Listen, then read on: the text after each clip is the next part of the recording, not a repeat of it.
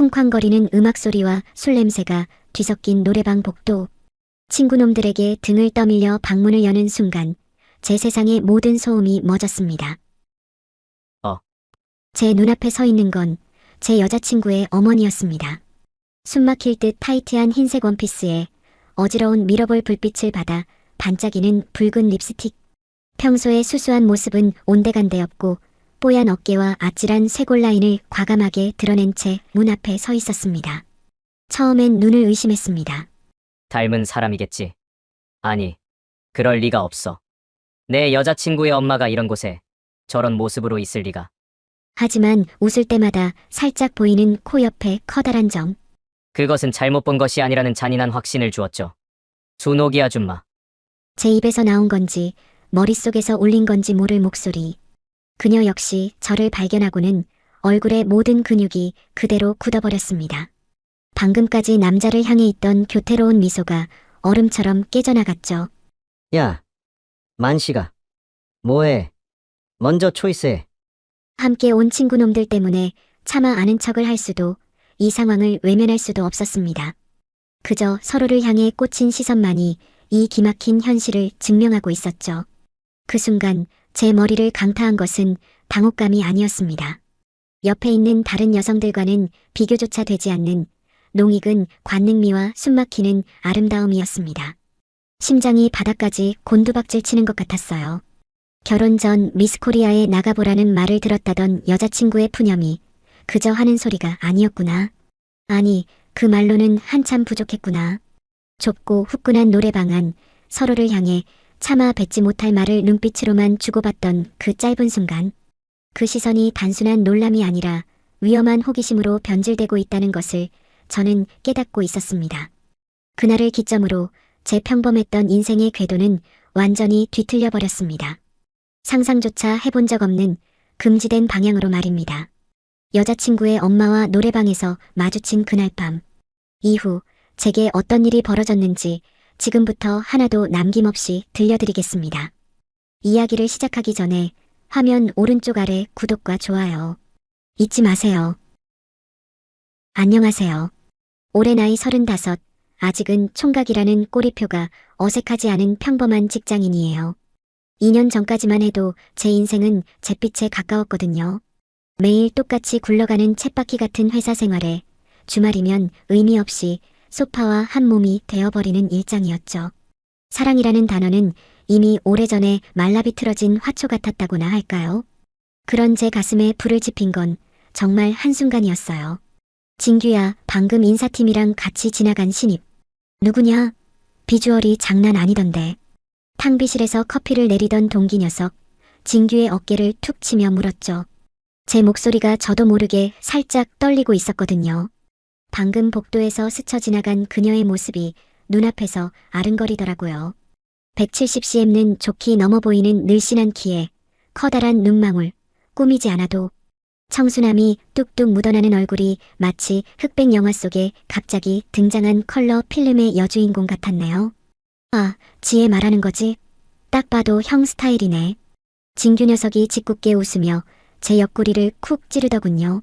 그래, 그 키 크고 눈 땡그랗고 널씬한 친구. 어떻게 자리 한번 만들어봐라. 그래주면 내가 제대로 한턱 쏠게.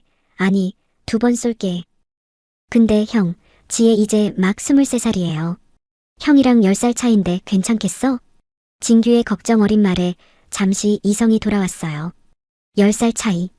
이건 단순한 나이 차이가 아니라 세대 차이였으니까요. 하지만 이미 제 심장은 통제 불능의 상태로 날뛰고 있었죠. 야, 그런 건 내가 알아서 할 문제지. 일단 만나서 얘기나 나눠봐야 서로 호감이 가는지 아닌지 알 거 아냐. 안 그래? 그렇게 저는 진규의 주선으로 지혜와 처음으로 점심을 함께하게 되었어요. 부서도 다른데 뜬금없는 식사 제안이 어색할까봐 신입사원 격려 차원이라는 그럴듯한 명분을 내세웠죠. 어색한 분위기를 풀려고 시시껄렁한 아재 개그를 남발하고 회사 생활의 꿀팁들을 대방출하며 일부러 더 밝고 유쾌하게 행동했거든요. 다행히 제 노력이 통했는지 지혜는 금세 경계를 풀고 맑은 눈으로 웃으며 제 이야기를 들어주더라고요. 그 후로 저는 기회가 될 때마다 그녀의 곁을 맴돌았죠. 점심시간이면 우연히 마주친 척하며 밥을 사주고 엑셀 함수가 꼬여 쩔쩔매고 있을 땐 슈퍼맨처럼 나타나 해결해 주었고요. 처음에는 저를 그저 친절한 선배로만 생각하던 그녀도 조금씩 마음을 열기 시작했어요.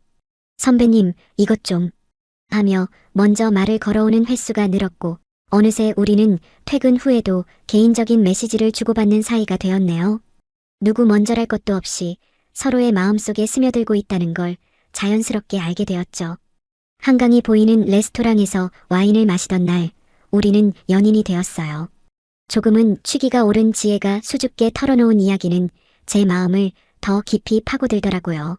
사실 오빠의 그런 모습이 참 좋았어요. 늘 밝고 자신감 넘치고 제가 힘들 때마다 듬직하게 챙겨주는 게 꼭 우리 아빠 같기도 하고, 지혜는 아버지가 일찍 돌아가셔서 어머니와 단둘이 살아온 외동딸이었거든요. 아버지의 빈자리를 느끼며 자라왔을 그녀에게 듬직하고 푸근한 제 모습이 크게 다가왔던 거더라고요. 저는 그녀의 투정을 모두 받아주는 아빠가, 때로는 든든한 오빠가 되어주며 그녀의 세상을 채워주었죠. 아버지가 안 계셨지만 지혜의 집안은 경제적으로 무척 부유했어요. 혼자 힘으로 지혜를 키워낸 어머님의 사업 수완이 워낙 출중했기 때문이었거든요. 구체적으로 어떤 일을 하시는지는 듣지 못했고요. 부동산 투자와 개인 사업을 크게 하신다고만 어렴풋이 알고 있었네요. 그렇게 지혜와 알콩달콩 연애를 이어가던 어느 날이었어요. 사귄 지 한 서너 달쯤 지났을까요? 퇴근길에 제 차 안에서 꼼지락거리던 지혜가 조심스럽게 입을 열었죠. 오빠, 혹시 이번 주말에 시간 괜찮아? 응, 당연하지. 우리 지혜 보려면 없는 시간도 만들어야지. 왜? 어디 가고 싶은 데 있어? 그게 아니라 우리 엄마가 오빠 한번 보고 싶다고 해서. 그 말을 듣는 순간 제 심장이 쿵 하고 내려앉는 것 같았어요. 올 것이 왔구나 싶었죠. 솔직히 말해서 저는 자신이 없었거든요. 성공한 사업가인 어머니 눈에 나이만 10살이나 많은 평범한 월급쟁이 사위 후보가 과연 성에 찰까? 혹시나 우리 딸 주기엔 한참 모자란 놈이라며 매몰차게 반대하시면 어떡하나 별의별 걱정이 다 들더라고요. 약속 당일 저는 며칠 전부터 고심해서 고른 가장 깔끔한 셔츠와 재킷을 입고 백화점에서 비싼 과일 바구니까지 사들고 그녀의 집으로 향했습니다. 고급 주상복합 아파트의 엘리베이터 숫자가 올라갈수록 제 심장은 더 빠르게 뛰었죠. 마침내 35층 굳게 닫힌 현관문 앞에서 저는 마른 침을 꿀꺽 삼키며 심호흡을 해야만 했어요. 엄마, 오빠 왔어. 지혜가 밝은 목소리로 외치자 잠시 후 현관문이 부드럽게 열렸습니다. 그리고 문을 열고 들어서는 그 순간 저는 제 눈을 의심해야만 했어요. 충격에 가까운 놀라움이었죠. 제가 상상했던 딱딱하고 카리스마 넘치는 중년의 여성 사업가 혹은 푸근하고 인자한 어머니의 모습은 그 어디에도 없었으니까요. 제 눈앞에 서 계신 분은 그냥 너무나도 지나치게 젊고 아름다운 여자였습니다. 20살에 지혜를 낳으셨다고 했으니 올해 나이는 43살. 그 나이가 믿기지 않을 정도로 피부는 팽팽했고 집에서 입는 편안한 실크 원피스 위로 드러난 몸매는 군살 하나 없이 매끈했죠. 웬만한 20대 아가씨라고 해도 믿을 만큼 자기 관리가 완벽해 보였어요. 방금 전까지 온몸을 감싸던 긴장감은 온데간데 없이 사라지고 제 눈은 저도 모르게 커지면서 그저 신기할 따름이었습니다. 대체 어떻게 살아오셨기에 저런 아름다움을 유지하고 있는 거지? 그저 놀라울 따름이었죠. 멍하니 서 있는 저를 보고 그녀가 먼저 환하게 웃으며 손을 내밀었어요. 만식 씨, 반가워요. 지혜한테 얘기 많이 들었어요. 생각보다 훨씬 더 체격도 좋고 스마트하게 생겼네. 그 목소리마저도 나긋나긋하고 우아했어요. 저는 얼른 정신을 차리고 90도로 허리를 숙였습니다. 처음 뵙겠습니다. 강만식이라고 합니다. 어머님. 어머, 뭘 그렇게 깍듯하게. 편하게 해요. 어서 들어와요. 그녀의 뒤를 따라 집 안으로 들어서며 저는 저도 모르게 속으로 중얼거렸어요. 와, 진짜 지혜 엄마라는 게 믿기지가 않는다. 어머니는 저를 위해 진수성찬을 차려주셨어요. 어색할 법도 한 식사 자리였지만 그녀의 뛰어난 대화술 덕분에 분위기는 금세 화기애애해졌죠. 제 회사 생활부터 시작해서 가족관계, 어린 시절 이야기까지 자연스럽게 물어보시며 제 긴장을 풀어주셨어요. 식사가 끝나고 거실 소파에 앉아 과일을 먹을 때쯤 지혜가 장난기 가득한 목소리로 어머니를 툭 쳤습니다. 엄마, 우리 오빠 어때? 딱 보니까 마음에 들어? 그럼 우리 지혜가 이렇게 좋아하는데 나라고 마음에 안 들 리가 있나? 둘이 참 잘 어울리네. 아니, 그런 거 말고. 그냥 엄마가 보기에 남자로서는 어떻냐고. 딸 남자친구라는 거 빼고. 솔직히? 응, 완전 솔직히. 어머니는 재미있다는 듯 웃으시더니 갑자기 진지한 눈빛으로 저를 위아래로 훑어보셨어요. 그 시선이 어쩐지 조금 뜨겁게 느껴져서 저도 모르게 몸이 움츠러들었죠. 나이 빼곤 다 마음에 드네. 성격도 좋아 보이고 특히 키도 크고 체격이 아주 우람해서 좋아. 엄마는 얼굴보다 체격을 먼저 보네. 당연하지. 남자는 무조건 힘이 좋아야 해. 그래야 제 여자 하나는 굶기지 않고 또 확실히 지켜주지. 그리고 얼굴도 이 정도면 나쁘지 않고 말이야. 어머니의 대담한 말에 지혜는 깔깔 웃었고 제 얼굴은 살짝 붉어졌습니다. 지혜가 쐐기를 박듯 물었어요. 그래서 엄마가 볼 때 남자로서 점수를 매긴다면 몇 점이야? 어디 보자. 우리 예비 사위한테 점수를 어떻게 매기나. 그래도 굳이 매기자면 나야 뭐 100점 만점에 100점이지. 참나. 오빠를 나보다 엄마가 더 마음에 들어하는 것 같네. 아주.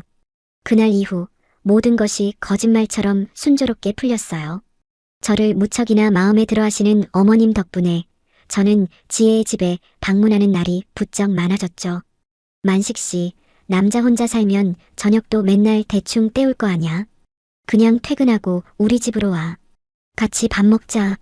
어머니는 거의 매일같이 저를 초대해 따뜻한 저녁을 차려주셨고 가끔 술이라도 한잔하는 날이면 그냥 자고 가라며 손님방을 내어주시기까지 했어요. 저를 그냥 딸의 남자친구가 아니라 정말 아들이나 사위처럼 스스럼 없이 대해주셨죠. 어느 날 저녁에는 잔뜩 만든 밑반찬을 제 손에 들려주시며 이렇게 말씀하셨어요. 만식 씨, 맨날 올 때마다 벨 누르기도 번거롭지? 이거 그냥 외워둬. 우리 집 비밀번호 815야. 이제 우리 식구인데 뭘. 언제든지 편하게 와도 돼. 현관 비밀번호까지 알려주시겠다는 말에 저는 정말 감동했습니다. 이 정도로 저를 믿고 받아들여 주신다는 생각에 저 역시 두 모녀에게 앞으로 더 잘해야겠다는 굳은 다짐을 하게 되었네요. 그때까지만 해도 저는 정말 제가 세상에서 가장 행복한 남자인 줄로만 알았습니다. 어머니의 전폭적인 지지와 환대는 제게 날개를 달아준 것만 같았어요. 완벽한 여자친구에 저를 아들처럼 아껴주시는 예비 장모님까지. 저는 이 행복이 영원할 것이라고, 이 관계에는 어떤 균열도 생길 수 없을 거라고 굳게 믿었죠. 하지만 완벽해 보이는 도자기일수록 작은 충격에도 산산조각 나기 마련이더군요. 저희 관계의 첫 번째 균열은 바로 술이었습니다. 처음에는 그저 지혜의 사랑스러운 주사 정도로만 생각했어요. 저보다 훨씬 어린 나이에도 불구하고 저를 어른스럽게 챙겨주려던 지혜가 술만 들어가면 제품에 와락 안기며 아이처럼 어리광을 부렸거든요. 그 모습이 귀엽고 사랑스러웠죠. 하지만 그건 정말 시작에 불과했습니다. 문제는 술을 좋아하는 정도가 아니라 거의 삶의 일부라는 점이었어요. 제 주량은 기분 좋게 마시면 소주 한 병이 전부인데 지혜는 기본이 3병이었죠. 술이 세고 약한 건 타고나는 거라 크게 신경 쓰지 않았어요. 하지만 술자리의 빈도가 제 상식을 벗어나기 시작했습니다. 일주일의 평균 사나흘은 친구, 회사 동료들과의 술 약속으로 밤늦게까지 밖을 돌았어요. 특히 연말이나 분기 마감 같은 시즌이 되면 일주일에 닷새 이상을 술과 함께 보내더군요. 오빠, 나 오늘 팀 회식이라 조금 늦을 것 같아. 먼저 자고 있어, 사랑해. 처음에는 이런 문자가 오면 알았어. 우리 지혜 너무 무리하지 말고. 끝나면 꼭 연락해라며 다정하게 답장을 보냈습니다. 하지만 그 조금이라는 말은 언제나 자정을 훌쩍 넘겼고 늦는 날에는 새벽 3시, 4시가 되어서야 연락이 오곤 했죠. 그러면 저는 졸린 눈을 비비며 차를 몰고 강남으로, 홍대로 그녀를 데리러 가는 것이 일상이 되어버렸습니다. 차에 타는 지혜는 언제나 알코올 냄새를 짙게 풍기며 혀가 꼬인 목소리로 말했어요. 으이, 우리 오빠 왔다. 얘들아, 봤지? 내 남자친구 최고지? 이렇게 맨날 데리러 오는 남자가 세상에 어딨냐. 친구들 앞에서 저를 치켜 세워주는 게 싫지는 않았지만 제 속은 타들어갔습니다. 걱정하는 척 미소를 지으며 미리 사둔 숙취해소 음료. 뚜껑을 따서 건네주면서도 마음 한구석에서는 차가운 바람이 불기 시작했어요. 이건 사랑이 아니라 뒤치다꺼리라는 생각이 들기 시작한 거죠. 사랑의 온도는 서서히 식어가고 그 자리를 피로감과 의무감이 채워가고 있었습니다. 그러던 어느 날 밤 결국 터질 게 터지고야 말았습니다. 그날따라 지혜는 유난히 풀이 죽은 목소리로 전화를 걸어왔어요. 오빠, 나 우진이 좀 만나고 와도 돼? 걔 여자친구랑 헤어졌다고 거의 죽으려고 해. 초등학교 때부터 친구라 모른 척 할 수가 없어서. 우진이라는 이름은 저도 몇 번 들어본 적 있는 지혜의 소꿉친구 중 한 명이었습니다. 힘들어하는 친구를 위로하겠다는 걸 막을 명분은 없었죠. 알았어. 가서 위로 잘해주고 와. 대신 너무 늦게까지 마시지는 말고 무슨 일 있으면 바로 전화하고. 저는 대수롭지 않게 허락했습니다. 그게 제 인생 최대의 실수가 될 줄은 꿈에도 모른 채 말이죠. 저녁 8시쯤 만나 저녁을 먹는다는 메시지를 마지막으로 지혜에게서는 연락이 뜸해졌습니다. 밤 11시가 넘어가자 슬슬 불안해지기 시작했죠. 전화를 걸자 시끄러운 음악 소리와 함께 살짝 취한 지혜의 목소리가 들려왔습니다. 오빠, 우리 2차 왔어. 우진이가 너무 힘들어해서 조금만 더 있다가 갈게. 새벽 1시. 저는 결국 잠을 포기하고 소파에 앉아 TV만 멍하니 바라보고 있었습니다. 다시 전화를 걸었지만 받지 않더군요. 불안감은 분노로 바뀌기 시작했습니다. 그렇게 뜬 눈으로 밤을 새우다시피 한 다음 날 아침 7시.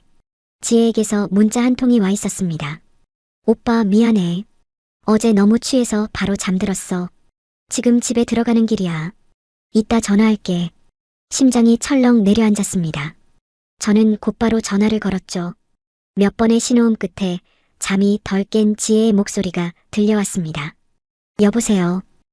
오빠, 너 어제 어디서 잔 거야? 제 목소리는 얼음장처럼 차갑게 가라앉아 있었습니다. 우진이랑 같이 있었어. 어디서? 모텔. 그 단어를 듣는 순간 제 머릿속에 무언가가 툭 하고 끊어지는 소리가 났습니다. 그날 오후 우리는 회사 근처의 한적한 카페에서 마주 앉았습니다.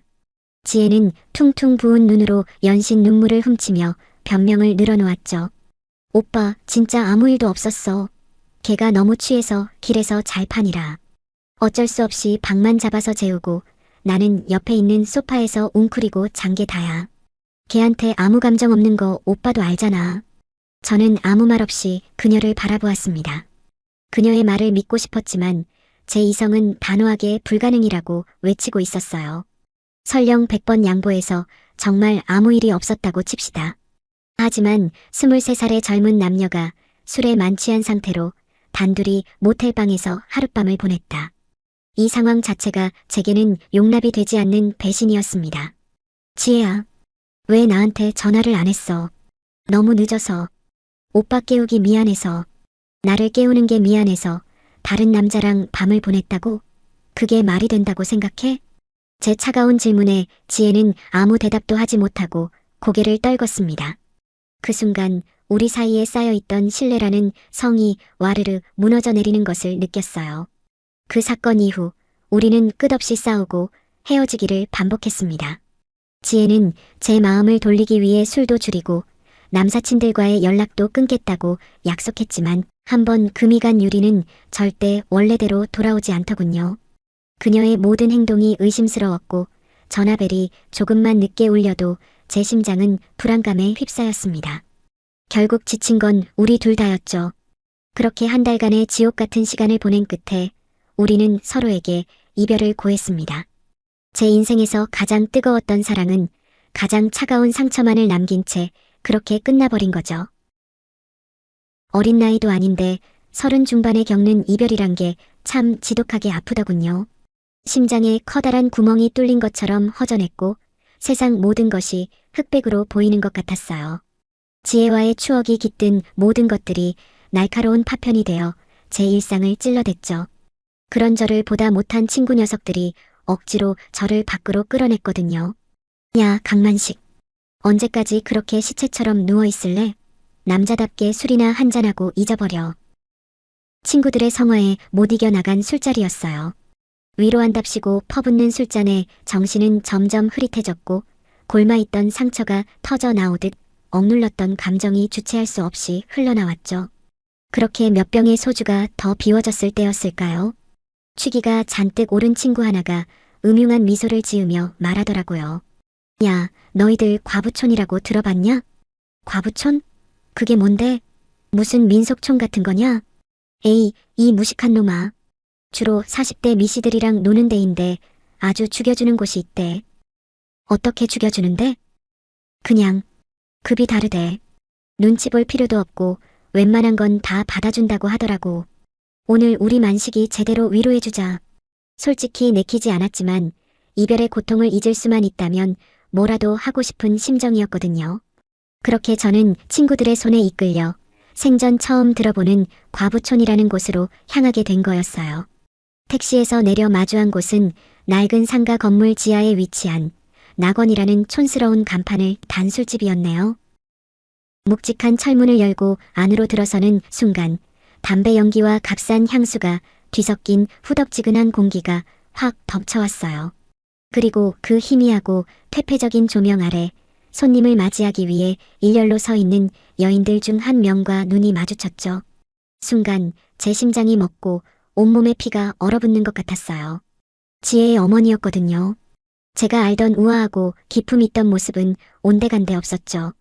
짙은 화장에 가슴골이 깊게 파이고 뽀얀 허벅지가 반쯤 드러나는 아찔한 길이의 원피스를 입고 서 있었으니까요. 처음에는 정말 믿을 수가 없었네요. 닮은 사람이겠지. 설마 그럴 리가 있겠어. 하고요. 하지만 이내 제 모든 희망을 박살내는 증거를 발견하고 말았어요. 그녀가 희미하게 웃을 때마다 살짝 보이는 코 옆에 커다란 점. 그건 제가 틀릴 수 없는 지혜 어머니의 상징과도 같은 것이었거든요. 어머니, 만식아. 서로의 얼굴을 알아본 우리는 그 자리에서 그대로 굳어버렸죠. 그녀의 눈은 금방이라도 터질 듯이 휘둥그레졌고 제 머릿속은 새하얗게 비어버렸고요. 하지만 요란하게 떠들어대는 친구 녀석들 때문에 우리는 차마 아는 척을 할 수가 없었어요. 서로에게 이보다 더 민망하고 지옥 같은 상황은 없을 테니까요. 그런데 그 충격 속에서도 더 놀라웠던 건 그녀의 압도적인 미모였어요. 주변에 있는 다른 젊은 여자들과는 비교조차 되지 않는 농익은 관능미와 숨막히는 아름다움. 결혼 전 미스코리아에 나가보라 했다던 지혜의 말이 한치의 거짓도 아니었구나 싶었죠. 아, 저기 중간에 있는 여자 진짜 장난 아니다. 완전 내 스타일인데? 내가 찜하면 안 되냐? 친구가 손가락으로 가리킨 사람이 바로 지혜의 어머니였어요. 심장이 쿵하고 바닥으로 떨어지는 것 같았죠. 무슨 소리야. 오늘은 만식이 위로해주러 온 거니까 만식이한테 우선권 줘야지. 저는 이러지도 저러지도 못한 채 식은 땀만 흘렸네요. 다른 친구 놈이 그녀를 선택하게 둘 수는 없었거든요. 그것만은 절대로 안 될 일이었죠. 저는 결국 한숨을 깊게 내쉬며 떨리는 손가락으로 그녀를 가리켰어요. 그녀 역시 이 상황이 얼마나 끔찍할지 얼굴이 새빨갛게 상기된 채 고개도 제대로 들지 못하고 제 옆자리로 다가와 앉더군요. 가까이서 본 그녀의 모습은 훨씬 더 파격적이었죠. 짙은 향수 냄새와 술 기운이 뒤섞여 제 코를 찔렀고요. 유흥의 세계를 전혀 몰랐던 저는 그저 어안이 벙벙할 뿐이었네요.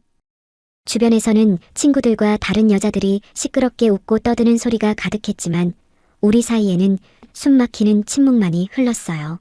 만식아 아줌마한테 실망 많이 했지? 여자 혼자 살면서 애 키우는 게 정말 쉬운 일이 아니었어. 나도 어쩔 수 없는 선택이었단다. 그 무거운 침묵을 깬 건 그녀였어요. 목소리는 애써 태연한 척했지만 미세하게 떨리고 있었거든요. 다 이해해요, 어머님. 절대 실망하지 않았어요. 근데 이렇게 뵈니까 정말 아름다우세요. 저도 모르게 느끼한 멘트가 튀어나왔네요. 하지만 그건 진심이었어요. 그녀는 푸악하고 짧은 웃음을 터뜨리더라고요. 이 와중에 넌 그런 소리가 나오니? 좀 전에 제 친구들도 어머님이 제일 예쁘다고 서로 자기가 고르겠다고 난리였어요. 그랬구나. 그럼 내가 다른 사람이라도 불러줄 테니 편하게 놀다가. 아니요. 어머님이랑 오랜만에 만났는데 그냥 같이 술 한잔하고 싶어요. 정말 괜찮겠어? 상관없어요. 저는 이렇게라도 어머님 뵈니까 너무 반갑고 좋은걸요. 그녀는 제 말에 잠시 아무 말도 하지 못하고 담배에 불을 붙여 깊게 빨아들이더군요. 무표정한 얼굴이었지만 저는 그녀의 눈가가 촉촉하게 젖어드는 것을 똑똑히 봤죠. 나도 그래, 만식이 얼굴 보니까 좋긴 하다. 그나저나 나 여기서 만난 얘기 지혜한테는 절대로 하면 안 돼. 그럼요. 당연하죠. 비밀 지켜드려야 제가 여기 계속 올 수 있잖아요. 뭐, 이런 데를 계속 와서 뭐하게. 그냥 술 마시러요.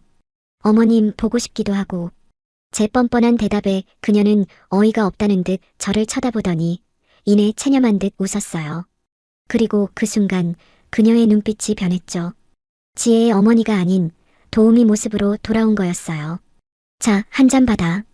이왕 이렇게 된 거 즐길 건 즐기고 가야지 않겠어?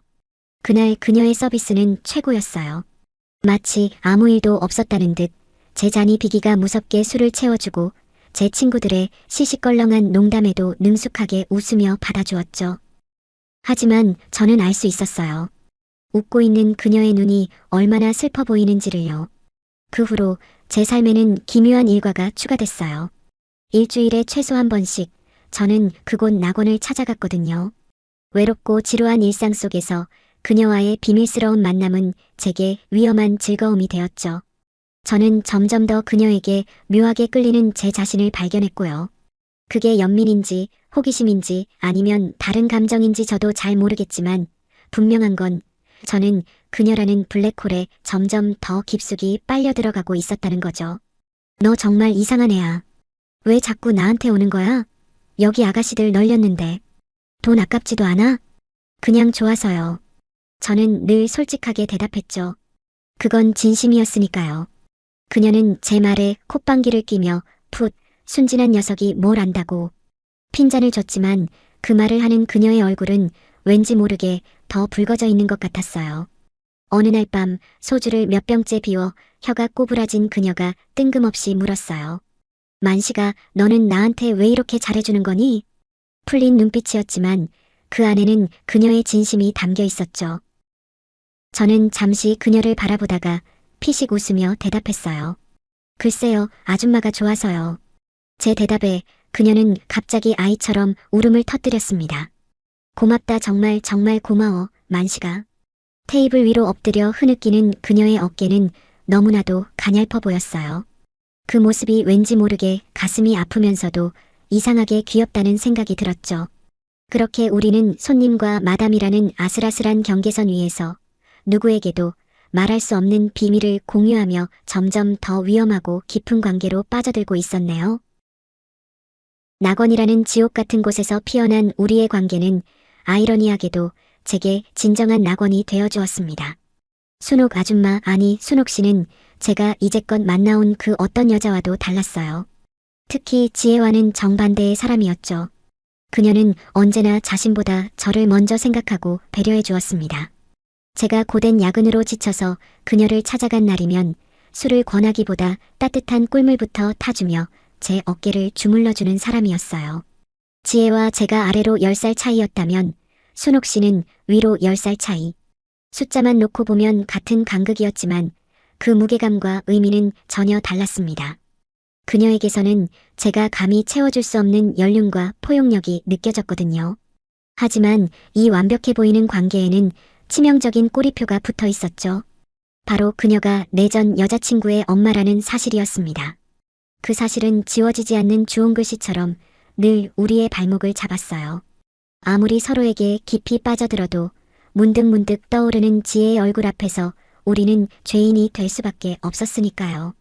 그럼에도 불구하고 우리는 서로에게 자석처럼 끌렸습니다. 특히 둘만 있을 때의 교감은 단순히 나이 차이를 극복한 사랑 그 이상이었죠. 속궁합이라는 말을 굳이 꺼내지 않더라도 우리는 영혼의 반쪽을 만난 것처럼 모든 면에서 찰떡궁합이었습니다. 하지만 행복이 깊어질수록 불안의 그림자 또한 짙어졌습니다. 어느 날 가게 문을 닫고 단둘이 남아 소주잔을 기울이던 밤이었어요. 그녀가 결심한 듯 무거운 입을 열었죠. 만식아, 우리 이렇게 계속 만나는 건 좀 아닌 것 같아. 저는 올 것이 왔다는 생각에 심장이 쿵 내려앉았습니다. 전 지금 이대로도 충분히 좋아요, 순옥 씨. 아니야. 너는 이제 30 중반, 한창 결혼할 나이잖아. 나처럼 애 딸린 이런 일이나 하는 여자 말고 너한테 어울리는 젊고 좋은 여자 만나서 가정을 꾸려야지. 제 옆에는 순옥 씨만 있으면 충분해요. 다른 여자는 필요 없어요. 정말이야? 네. 저는 그런 문제로 순옥 씨랑 헤어지고 싶지 않아요. 너무 사랑해요. 제 진심 어린 고백에 그녀는 끝내 참았던 눈물을 터뜨렸습니다. 짙은 화장이 눈물에 번져내렸지만 그 모습마저도 제 눈에는 너무나 아름답고 애처로워 보였죠. 나 같은 여자를 사랑해줘서 정말 고마워. 한참을 제 어깨에 기대어 울던 그녀가 가장 현실적인 문제를 꺼냈습니다. 그럼 지혜는 어떡할 거야? 우리가 이렇게 계속 숨기고 만날 수는 없잖아. 우리 그냥 솔직하게 전부 털어놓죠. 미쳤어? 지혜가 알면 하늘이 무너질 거야. 엄청난 상처를 받을 텐데 그건 절대 안 돼. 지혜도 이제 24살 다 큰 성인이에요. 처음엔 당연히 황당하고 이해할 수 없겠죠. 하지만 우리가 진심이라는 걸 알게 되면 시간이 지나면 분명 받아들여 줄 거예요. 결국 우리는 정면으로 부딪히기로 했습니다. 며칠 뒤 주말 저녁 저는 무거운 마음으로 지혜의 집 현관문을 다시 열었습니다. 어색하게 마주 앉은 거실의 공기는 얼음장처럼 차가웠죠. 순옥 씨가 떨리는 목소리로 어렵게 입을 열었고 저는 그녀의 옆에서 고개를 숙인 채 모든 것을 고백했습니다. 이야기를 듣는 내내 얼어붙은 표정으로 있던 지혜의 얼굴은 이내 경악과 불신으로 일그러졌습니다. 아니, 지금 그게 무슨 말이야? 무슨 막장 드라마 찍어? 이게 말이 되는 소리냐고. 엄마는 내가 사위라고 불렀던 사람이고 오빠는 나한테 장모님이라고 불렀던 사람이잖아. 지혜의 절규에 가까운 외침이 거실을 날카롭게 갈랐습니다. 저희는 그 자리에서 그대로 무릎을 꿇었습니다. 용서받지 못할 죄를 지은 죄인처럼 차가운 바닥에 머리를 조아리며 빌고 또 빌었죠. 하지만 지혜는 단호했습니다. 그녀의 눈에는 눈물 대신 차가운 경멸만이 가득했어요. 이해? 용서? 웃기지 마. 난 두 사람 평생 이해할 수도 없고 용서할 생각도 없어. 당장 내 눈앞에서 사라져. 자식 이기는 부모 없다는 옛말이 있잖아요. 딸의 싸늘한 저주 앞에서 순옥 씨는 완전히 무너져 내렸습니다. 그날 이후 그녀는 저를 의식적으로 멀리하기 시작했고 결국 우리는 서로의 심장을 도려내는 심정으로 이별을 택할 수밖에 없었습니다. 다만 마지막으로 한 가지 약속을 했죠. 연인으로서의 사적인 만남은 끝내지만 제가 그녀가 너무 보고 싶을 땐 언제든지 손님으로는 받아주기로요. 그것이 우리가 서로를 완전히 놓지 않기 위한 마지막 발버둥이었습니다. 그렇게 몇 달의 시간이 흘렀을까요? 제 휴대폰에 믿을 수 없는 메시지 한 통이 도착했습니다. 지혜였습니다. 오빠 나 결혼해. 임신했어. 아이의 아빠는 그날 여자친구와 헤어져 힘들다며 지혜를 불러냈던 바로 그 남자친구였습니다. 세상일이 참 기구하다는 생각에 헛웃음이 나왔죠. 그리고 잠시 후 장문의 메시지가 다시 도착했습니다. 오빠한테 정말 미안하게 됐어. 나도 이런 상황을 겪고 나니 이제야 엄마 마음을 조금은 알 것 같아. 더 이상 엄마랑 오빠 사이 간섭하지 않을게. 그냥 두 사람 마음 가는 대로 해. 나 때문에 엄마가 불행하게 지내는 거 더는 보고 싶지 않아. 이제 나도 내 가정이 생기면 엄마는 혼자 남게 될 텐데 오빠 같은 사람이라도 곁에서 지켜주면 좋겠어. 두 사람이 행복했으면 좋겠어. 저는 그 메시지를 몇 번이고 다시 읽었습니다. 눈물이 핑 돌더군요. 그 길로 저는 곧장 낙원으로 달려갔습니다. 그리고 순옥 씨에게 제 휴대폰 화면을 보여주었죠. 메시지를 읽어 내려가는 그녀의 눈에서도 뜨거운 눈물이 쉴 새 없이 흘러내렸습니다. 우리는 한참 동안 서로를 부둥켜 안고 울었습니다.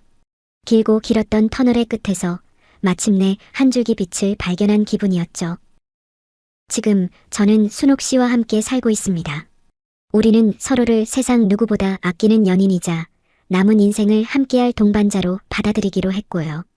밤마다 저를 불안하게 했던 술집 일은 지혜의 결혼식이 끝나자마자 미련 없이 정리했어요. 그리고 그 자리에 순옥 공인중개사 사무소라는 간판을 새로 달았죠.